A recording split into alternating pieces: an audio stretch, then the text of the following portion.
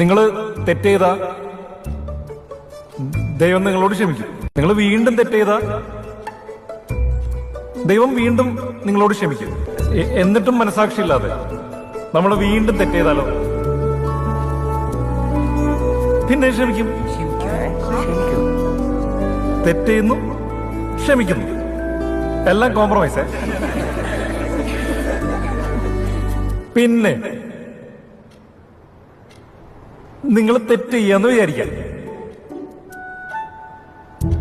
ദൈവം എന്നെ എടുക്കും. പറ.